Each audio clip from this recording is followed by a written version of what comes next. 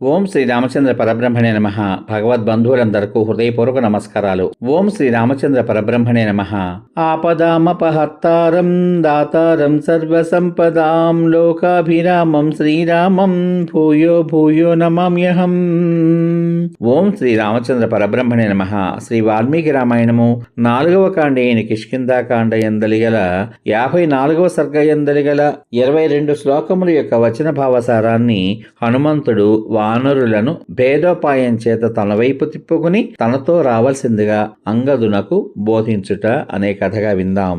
చంద్రుని వంటి కాంతిగల తారుడు ఆ విధంగా పరుగుతూ ఉండగా హనుమంతుడు ఈ కపిరాజ్యాన్ని అంగదుడు హరింపనున్నాడు అని తలచాడు. ఈ అంగదుని యందు 8 అంగములు గల బుద్ధి, 4 బలములు, 14 గుణాలు ఉన్నాయి అని హనుమంతుడు తలచాడు. అటు పిమ్మట సకల శాస్త్రములందు పండితుడైన హనుమంతుడు నిత్యము తేజస్సు చేత, బలం చేత, పరాక్రమం చేత నింపబడుచున్నవాడు, శుక్లపక్ష ప్రారంభ చంద్రుని వలె శోభతో ప్రకాశించేవాడు, బుద్ధి చేత బృహస్పతితో సమానుడు, పరాక్రమం నందు తండ్రితో సమానుడు, రాక్షస గురువైన శుక్రుని మాటలు దేవేంద్రుడు వినదలిచినట్లుగా తనకు హితము కాని మాటలు చెప్పుతున్న తారుని మాటలు వినదలుచుకున్నవాడు, ప్రభువు కార్యమునకు అలసి ఉన్నవాడు అయిన అంగదుని తన కర్తవ్యం విషయంలో అభిముఖునిగా చేయుటకు ప్రారంభించాడు. హనుమంతుడు సామదాన భేద దండములను 4 ఉపాయములలో 3వదైన భేదోపాయాన్ని అవలంబించి తన మాటల శక్తితో ఆ వానరులను అందరినీ విడదీశాడు. ఆ వానరులందరూ భేదింపబడిన తరువాత కోపరూపమైన ఉపాయంతో అనగా దండంతో కూడిన భయంకరములైన అనేక విధములైన వాక్యముల చేత అంగదుని భయపెట్టాడు. ఓ అంగదుడా, నీవు యుద్ధంలో తండ్రి కంటే కూడా సమర్థుడవు. తండ్రి వలె ఈ వానర రాజ్యాన్ని దృఢంగా ధరించుటకు సమర్థుడవు, సందేహం లేదు. ఈ వానరులందరూ ఎల్లప్పుడూ చపల చిత్తులు. పుత్రులకు భార్యలకు దూరంగా ఉన్న వీరు నీ ఆజ్ఞకి లొంగి ఉండరు. నేను నీకు ప్రత్యక్షంగా చెబుతున్నాను, ఈ జాంబవంతుడు, నీలుడు, గొప్ప వానరుడైన సుహోత్రుడు నీతో కలిసి ఉండరు. నేను కూడా నీ పక్షాన ఉండను.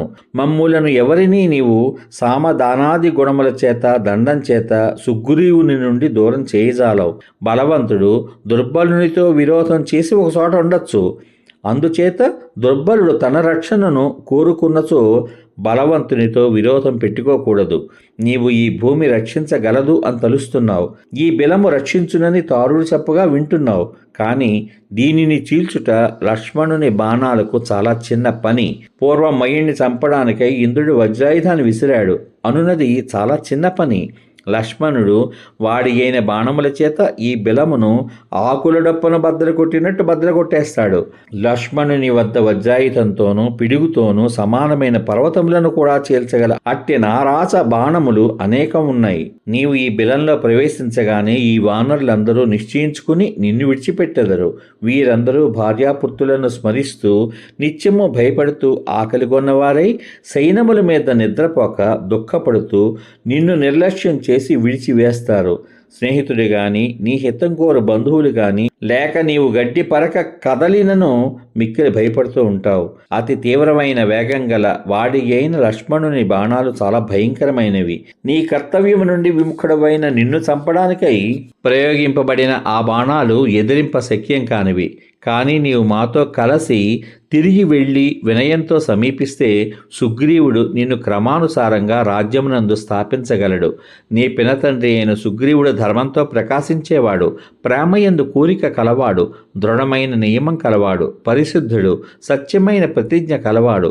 అతడు నిన్ను ఎన్నటికీ నశింప చెయ్యడు. అతడు నీ తల్లికి ప్రియం చెయ్యాలి అనే కోరిక కలవాడు. అతని జీవితం ఆమె కొరకే. అతనికి మరొక సంతానం కూడా లేదు. అందువలన మనం తిరిగి వెళ్ళేదము అని హనుమంతుడు అంగదునితో పలికాడు. సమాప్తం. ఇంతవరకు మీరు శ్రీ వాల్మీకి రామాయణం 4వ కాండ అయిన కిష్కింధాకాండ యందలి 54వ సర్గ యందలి గల 22 శ్లోకముల యొక్క వచన భావసారాన్ని హనుమంతుడు వానరులను భేదోపాయం చేత తన వైపు తిప్పుకుని తనతో రావలసినదిగా అంగదునకు బోధించుట అనే కథగా విన్నారు. రేపటి భాగంలో శ్రీ వాల్మీకి రామాయణం 4వ కాండ అయిన కిష్కింధాకాండ యందలి 55వ సర్గయందలి గల అంగదాది వానరులు ప్రాయోపవేశం చేయుట అనే కథగా వింటారు. ఓం శ్రీ రామచంద్ర పరబ్రహ్మణే నమః. శ్రీరామ రామ రామేతి రమే రామే మనోరమే సహస్రనామ తత్తుల్యం రామనామ వరాననే. ఓం శ్రీ రామచంద్ర పరబ్రహ్మణే నమః. సర్వే జనా సుఖినో భవంతు. శుభమస్తు. స్వస్తి.